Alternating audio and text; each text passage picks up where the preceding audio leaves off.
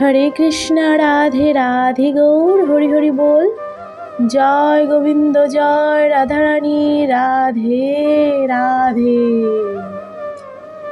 श्रीमद् भगवद गीता यथायथ। ओम हरि ओम तत्सत्।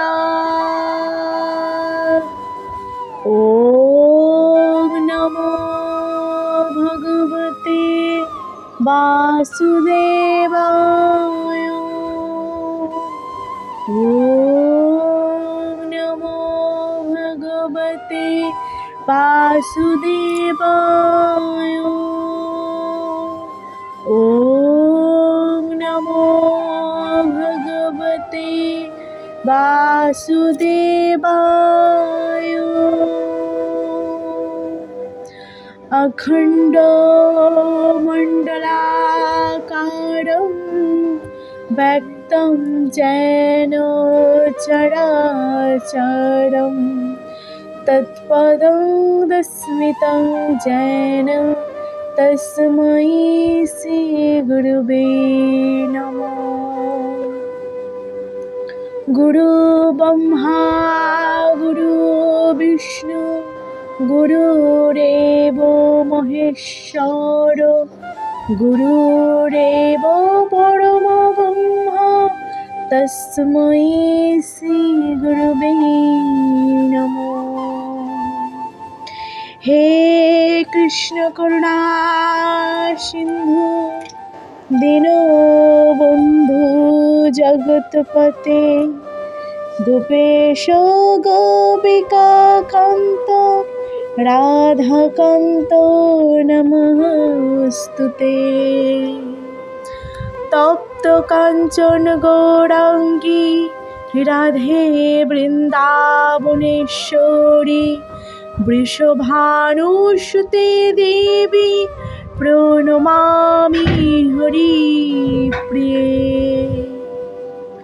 वाञ्छाकल्पतरुभ्यश्च कृपा सिन्धुभ्यो एव च पतितानां पावनैभ्यो वैष्णवेभ्यो नमो नमो।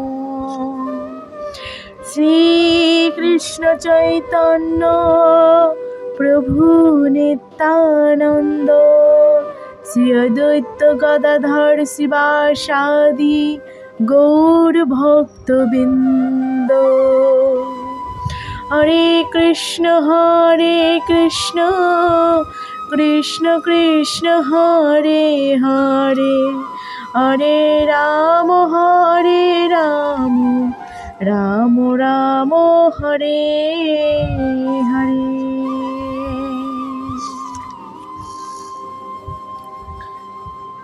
श्रीमद् भगवद गीतार सप्तम अध्याय विज्ञान योग श्लोक नम्बर 16।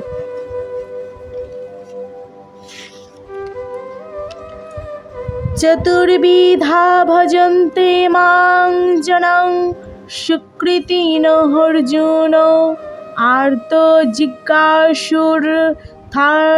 ज्ञानी च भरत सर्वो। অনুবাদ। হে ভারত শ্রেষ্ঠ অর্জুন, চার প্রকার পুণ্যবান ব্যক্তি আমার ভজনা করেন, আর্ত অর্থার্থী জিজ্ঞাসু ও জ্ঞানী। তাৎপর্য: দুষ্কৃতকারীদের ঠিক বিপরীত হচ্ছে শাস্ত্রের নির্দেশ অনুসরণকারী এবং তাদের বলা হয় সুকৃতিন অর্থাৎ সুকৃতি সম্পূর্ণ মানুষ। এরা শাস্ত্র নির্দেশিত বিশেষগুলি মেনে চলে, রীতিনীতি ও সমাজের আইন মেনে চলে এবং এরা সকলেই অল্প বিস্তর ভগবত ভক্ত। এরাও আবার চারটি শ্রেণীতে বিভক্ত: এক আর্ত, দুই অর্থাৎ, তিন জিজ্ঞাসু, চার জ্ঞানী। এই সমস্ত ব্যক্তিরা ভিন্ন ভিন্ন কারণের বশবর্তী হয়ে ভগবানের শ্রীচরণে শরণাগত হয়। এরা শুদ্ধ ভগবত ভক্ত নয়, কারণ ভক্তির বিনিময়ে এদের কিছু অভিলাষ পূর্তির উদ্দেশ্য থাকে। শুদ্ধ ভক্তি সব রকমের কামনা থেকে মুক্ত এবং জড়জাগতিক লাভের অভিলাষ বর্জিত। ভক্তির সামৃত সিন্ধু গ্রন্থে ১-১-১১ শ্লোক শুদ্ধ ভক্তির সংজ্ঞা নিরূপণ করে বলা হয়েছে, অন্নাভিলাষিতা শূন্যং জ্ঞানকর্মাদ্যনাবৃতম আনুকূল্যেন কৃষ্ণানুশীলনং ভক্তিরোত্তমা। সকাম কর্মের মাধ্যমে জড়জাগতিক লাভ বা প্রাপ্তির অভিলাষ বর্জন করে অথবা মনোধর্মপ্রসূত জ্ঞানের চেষ্টা থেকে মুক্ত হয়ে অনুকূলভাবে ভগবান শ্রীকৃষ্ণের উদ্দেশ্য ঐকান্তিকভাবে সেবা করাই হচ্ছে শুদ্ধ ভগবত ভক্তি। এই 4 শ্রেণীর ব্যক্তিরা যখন ভগবানের সেবা করবার জন্য আসে এবং সাধুসঙ্গের প্রভাবে সম্পূর্ণ পবিত্র হয়ে যায়, তারাও শুদ্ধ ভক্তে পরিণত হয়।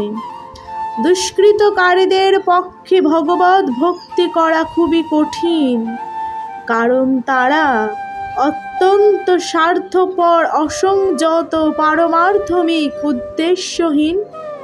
কিন্তু তবুও সৌভাগ্যক্রমে তাদের মধ্যে কেউ যদি শুদ্ধ ভগবত ভক্তের সংস্পর্শে আসে, তাহলে তারাও শুদ্ধ ভক্তে পরিণত হতে পারে। সকাম কর্ম নিয়োজিত মানুষেরা সর্বদাই নানা রকম কাজে ব্যস্ত থাকার সময়ে নানা রকম দুঃখ দুর্দশার দ্বারা নিপীড়িত হয়ে ভগবানের শরণাগত হয় এবং তখন শুদ্ধ ভগবত ভক্তের সংস্পর্শে আসার ফলে দুঃখের মধ্যেও তারা ভগবত ভক্তে পরিণত হয়।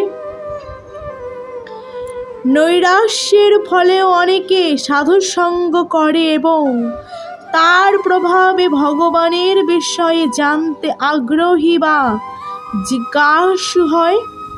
তেমনি আবার শূন্য গর্ভ দার্শনিকেরাও সমস্ত জাগতিক জ্ঞানের নিরর্থকতা উপলব্ধি করতে পেরে ভগবত তত্ত্ব জ্ঞান লাভ করার প্রয়াসী হয় এবং ভগবানের সেবা করতে শুরু করে।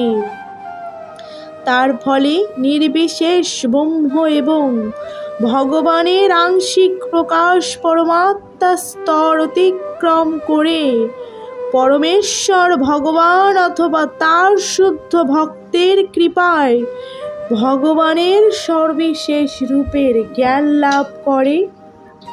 মোটের ওপরে সমস্ত অর্থাৎ জিজ্ঞাসু জ্ঞানীরা যখন জড় কামনা বাসনা থেকে মুক্ত হয়ে উপলব্ধি করতে পারে যে পরমার্থ সাধন করার সঙ্গে জড় জাগতিক লাভ ক্ষতির কোনো সম্পর্ক নেই, তখন তারা শুদ্ধ ভক্তে পরিণত হয়।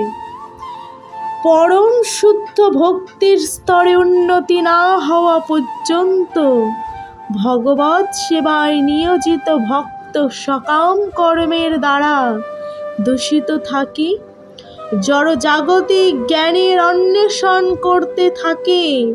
তাই শুদ্ধ ভগবত ভক্তির স্তরে উন্নীত হতে হলে এই সমস্ত প্রতিকন্ধা বা প্রতিবন্ধকতাগুলি অতিক্রম করতে হয়। হরে কৃষ্ণ, রাধে রাধে, গৌর হরি হরি বল।